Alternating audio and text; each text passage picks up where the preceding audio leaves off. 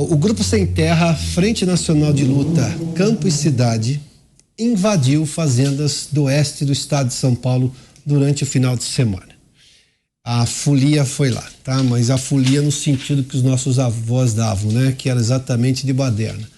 Batizada de Carnaval Vermelho, olha que coisa pouco criativa, Carnaval Vermelho, a mobilização reuniu mais de 400 famílias e foi concentrada nas cidades de Marabá Paulista, Sandovalina, Presidente Venceslau e Rosana, localizadas na região de Presidente Prudente. No domingo, também foram registradas invasões nas cidades de Presidente Epitácio, Mirante do Paranapanema e Teodoro Sampaio.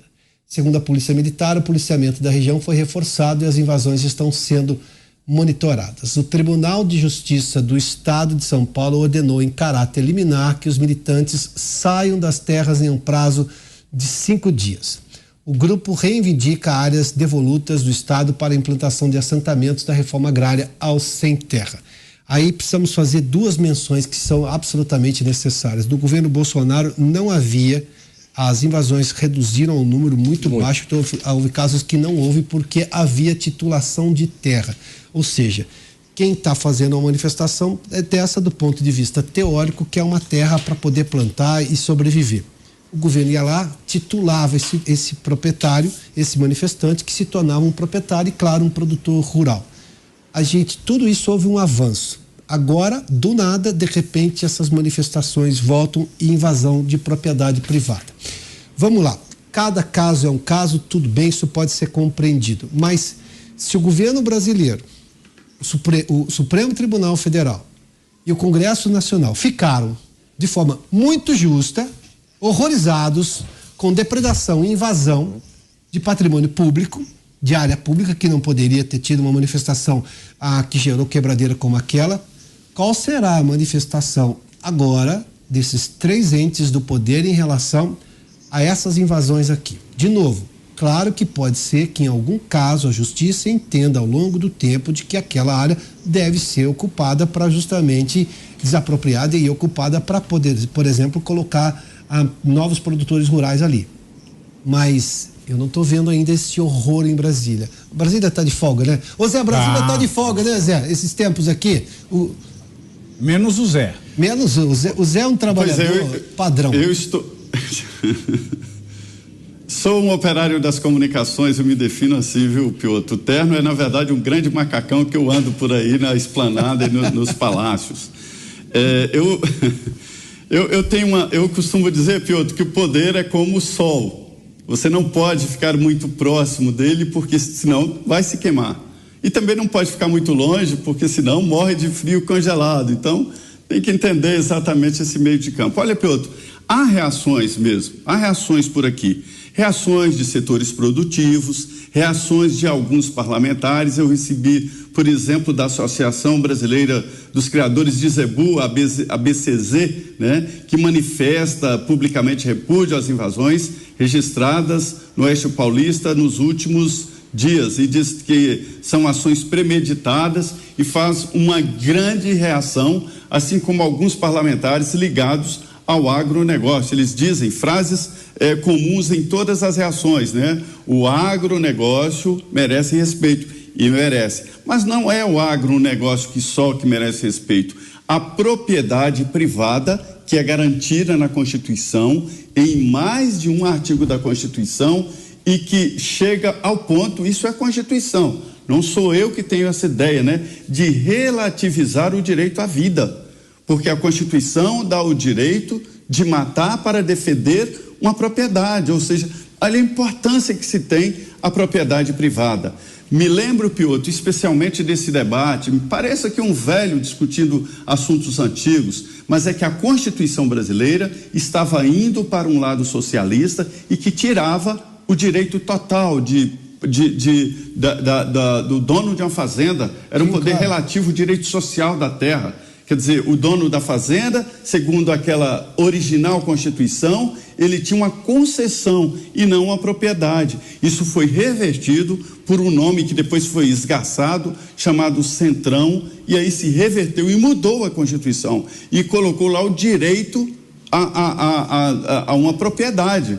E é isso que está sendo desobedecido. Se todos falam em obedecer à Constituição, se todos falam em democracia, precisam imediatamente defender com todas as forças o direito à propriedade. Senão, o sistema desmancha, né? Arrebenta o investidor, Alan. Totalmente. Eu vou dar a resposta aqui, perfeito, Zé.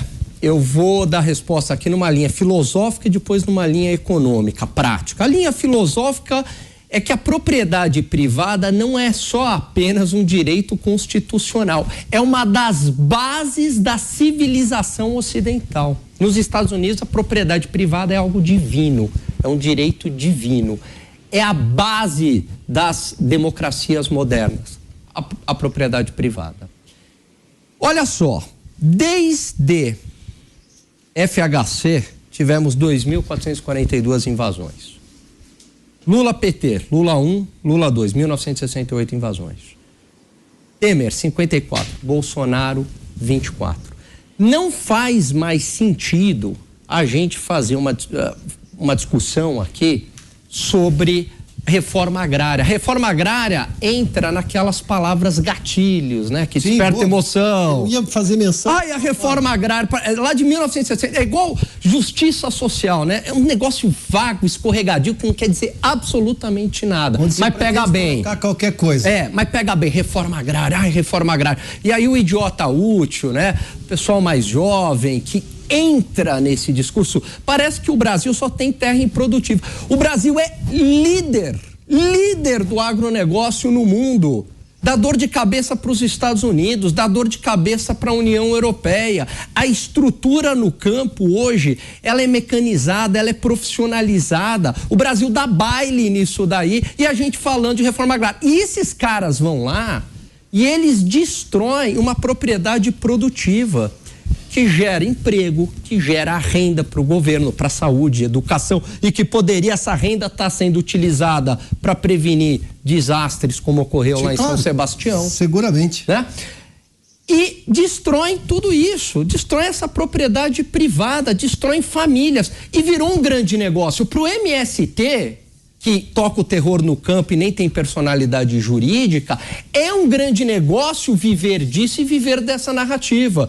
Muitos, quando acionam a polícia, sabe o que eles fazem? Eu já ouvi relatos de pessoas que têm fazenda. Eles pegam as crianças e colocam no colo como se eles fossem vítimas, né? Utilizando criança como escudo. Quer dizer, é uma aberração o MST. É uma aberração. E toda essa narrativa contra a propriedade privada. A gente está no século XXI e falando... Ótimo você citar isso. Pavinato, eu vou usar essa frase do Alan, porque eu já ia citar isso, mas o Alan já o fez de maneira muito mais apropriada. Essa molecada que entra nesse discurso do... Como é as palavras gatilho, né? Palavras gatilhos. Isso, é um saco elástico que cabe justiça social, sem exatamente entender do que ele está falando, fake news, reforma agrária, sendo que eu tive um avanço, esse avanço na redução, por exemplo, de invasões e no aumento de titulações de terra, isso é gigantesco porque eu estou resolvendo um problema. Lembra que eu falei há pouco? Nós já temos solução para vários problemas. Quando você não tem solução, é um drama. Aí você fica numa discussão sem fim até você encontrar. Nós já temos a solução. Pavi, me conta uma coisa. Essa molecada que entra nisso é uma molecada normalmente do século XXI, mas os caras têm cabeça de século XX. Dia desses eu disse que, olha, precisa acabar com o século XX. Chega, encerra o século XX. Já deu, nós sabemos. Vai lá, absorve todas as experiências do século XX, mas a realidade do século XXI é diferente. Eu não posso viver de novo nessa dicotomia comunismo, socialismo. Não, até porque os que se dizem socialistas, como o cara da Nicarágua aqui, o amigo do presidente, agora pode, né? Agora pode, agora acho que liberou. Ele fala de liberdade, defesa do país e comete todas as atrocidades que você possa imaginar. O Brasil Paralelo divulgou agora um documentário sobre isso, que é com depoimentos de nicaragüenses, assim, a dor das pessoas. Quer dizer, usam a expressão liberdade para ir contra a liberdade, como a gente está vendo agora aqui no Brasil também. Pavi, como é que essa molecada que nasceu no século XXI faz discurso? Não é discurso do século XX, é discurso atrasado do século XX. Perfeito. Discurso de gente burra. Em 1934, tem um escritor de tango chamado Henrique Santos Discépolo. Ele escreveu um tango muito famoso chamado Cambalache. Esse tango ele é reinterpretado por muita gente. Foi cantado no Brasil, tem uma versão brasileira do Raul Seixas. Julio Iglesias, Virginia Luque, a gente teve Carlos Gardel, todo mundo já interpretou Cambalache, né? O mundo foi, será uma porcaria, já não sei. O mundo foi, será uma porcaria, eu já sei. Tem uma parte interessante que fala, ele importa que é o mesmo ser direito que traidor. Importa que é o mesmo ser direito que traidor. Ignorante, sábio, burro, né? Mentiroso, estafador. É o mesmo ser um estúpido que um bom professor. É o mesmo ser chamado de proprietário. É o mesmo ser chamado de ladrão. E ele fala do século XX. E a gente usa esse tipo de discurso quando nós não temos substrato para definir o que é um proprietário e o que é um ladrão, o que é um burro, o que é um sábio. A gente vive ainda nesse século XX de cambalacho, que é trocar a definição de uma coisa pela outra. Quer chamar aquele que não é fascista de fascista, quer chamar de democrata aquilo que não é democrata. A gente vive ainda em pleno tângulo do discípulo, que é o cambalache. Nós vivemos num estado de cambalacho. Nós somos cambalacheiros. Este governo é cambalacheiro. Nós temos aqui um presidente da República eleito, que é o Luiz Inácio Lula da Silva, que tem uma base histórica nos movimentos sociais de trabalhadores sem teto e sem terra. Mas que ele ganhou apontando o dedo sujo para um presidente dizendo que ele era genocida e fascista, quando esse presidente genocida e fascista, que no caso é o Jair Bolsonaro, foi o presidente que mais fez reforma agrária desde a redemocratização do país. Nossa, é verdade, pois é, o fascista e genocida foi o presidente que mais fez reforma agrária, durmam com isso. Durmam com os números, meus queridos. E agora, essa indignação que nós vimos aqui, todos apresentarem, cadê a indignação de terroristas, como diz a mídia do consórcio, terroristas que invadiram, depredaram a propriedade privada? Cadê a indignação contra essas pessoas que entraram em uma propriedade que é de uma pessoa? Porque se existe uma ideia que circunda a democracia moderna, o indivíduo, ele é um valor tão absoluto que ele não deve ser tratorado pelo Estado. Então, por que é que uma cadeira no Congresso Nacional vale mais do que uma porteira da propriedade privada, já que o valor do indivíduo é maior que o valor do Estado, e por maior que seja o Estado, ele não pode tratorar e massacrar o indivíduo. Por quê? Alguém explica? Ninguém explica. E nós ficamos rodando atrás do nosso rabo como um cachorro que não sabe para onde vai, dizendo que os criminosos do 8 de janeiro, tem crime no 8 de janeiro? Tem crime de montão. Quem quebrou, quem cometeu o crime deve ser punido? Deve e vai ser punido. Mas eu não posso dizer que, nossa, esses criminosos, eles são um absurdo. Crimes contra a democracia, não existe crime democrático. Quem quem quebra uma porteira, quem invade uma casa, quem rouba uma senhora no farol, quem estupra uma mulher, quem tira a vida de outro sem justo motivo é a legítima defesa. É tão criminoso contra quem rasgou a Constituição, fez cocô na sala de um ministro do Supremo no 8 de janeiro. Tudo é crime, o crime não pode ser banalizado. Todo crime é antidemocrático. E o mesmo tratamento que uma pessoa em Brasília no 8 de janeiro deve ter que um sem terra nestas invasões de hoje. O que nós estamos assistindo de camarote, sem poder nos manifestar e nos indignar, sem vermos a reação oficial das autoridades, sim, na mesma magnitude que no 8 de janeiro, é justamente essa. Nós queremos que todo criminoso seja enquadrado como criminoso. Todo é todo, né? Todo é todo, não tem exceção. Agora, o que eu fico espantado é com o duplo padrão de boa parte da imprensa. Quando você tem um ato concreto de terrorismo, tá lá no campo, terrorismo no campo, aí usam eufemismos, né? Aí tem uma conotação do bem, porque é pela reforma agrária, aí não é tratado nem como vandalismo. tão pouco quanto o terrorismo. E um crime contra a Constituição, pegando o exemplo exatamente. que você trouxe aqui da definição da propriedade privada e a garantia que a Constituição... O constitucionalismo nasceu em torno do direito à propriedade. João sem terra, vai para a Inglaterra. Aí a pessoa lá rezando o Pai Nosso com a bandeira do Brasil em frente ao quartel não fez nada, só tá lá pedindo ajuda, enfim, um grito de protesto. É uma ameaça antidemocrática. Aliás, antes. Deixa eu deixar claro. Antes mesmo disso. Alain, tudo bem. Quem criou esse crime foi o Congresso no ano de 2021. Isso é crime. Incitar a animosidade das Forças Armadas. Quem colocou isso no Código Penal foi Jair Bolsonaro. É por isso que eu falo, a estupidez, ela tem que ser analisada, não importa de qual lado. Se tem gente presa por estar na porta de quartel, foi por conta do crime inserido no Código Penal em 2021. O Pavinato, mesmo antes, nas manifestações, essas manifestações pró-Bolsonaro, elas sempre foram tratadas como uma ameaça democrática. E eram manifestações pacíficas, sem nenhum grave incidente, pessoal com bandeira do Brasil, rezando, velhinho. Não, ameaça à democracia. Narrativa da imprensa. Não estou nem entrando aqui na questão jurídica. Claro. Mas o MST tocando o terror no campo, aí tá tudo bem. Ferindo a propriedade privada, que o direito, como o Pavinato falou, nasce aí e é um direito sagrado. Boa parte das pessoas, eu não sei quantas, mas eu diria que é um número bastante alto, precisariam, é uma recomendação para todos, né? Mas enfim, ler sobre o que é genocídio de verdade. A história é pródiga em contar bons exemplos no sentido de boas definições. Não que o genocídio seja bom, obviamente você me entendeu. O que é exatamente fascismo? O que foi exatamente o nazismo? O que é exatamente terrorismo?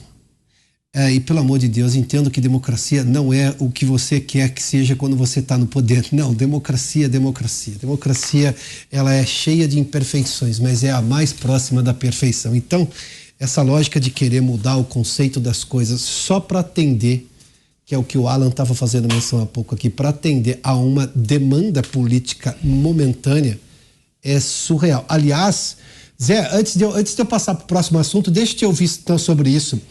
Quando a gente teve lá no Congresso Nacional uma discussão recente para mudar a configuração de criminalização de movimentos sociais radicais e tudo mais, foi exatamente o grupo da esquerda, com o PT liderando, que quis ser menos duro em relação à legislação. Eles estão pedindo uma legislação dura agora só porque estão no poder. Ou seja, é essa hipocrisia que ninguém aguenta.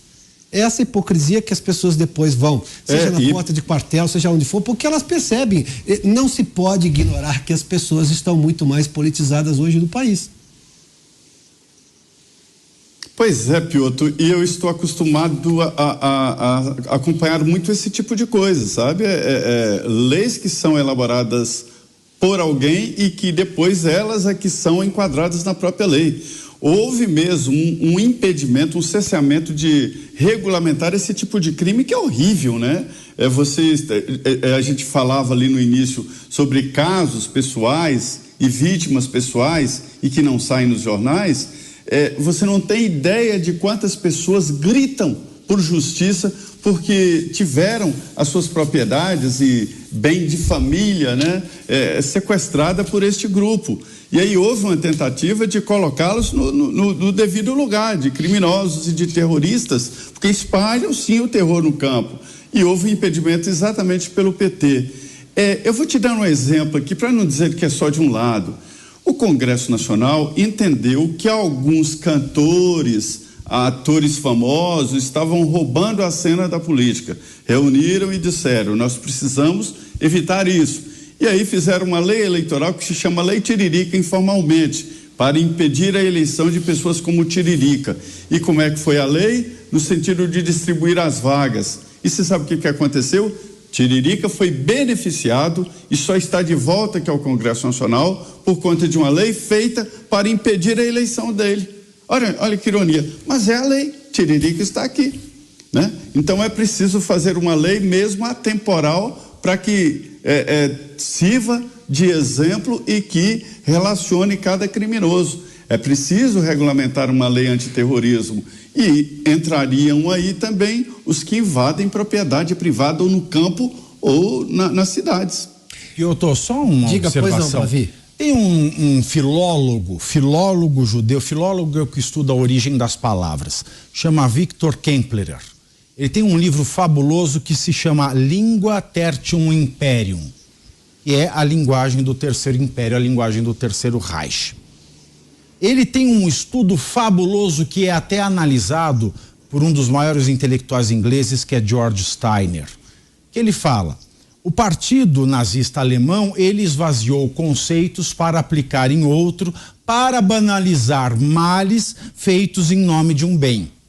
Quando eu banalizo o significado de democracia, fascismo, etc., para banalizar a prática de males contra aqueles que eu acuso de antidemocrático ou fascista, eu estou agindo à maneira do partido nazista.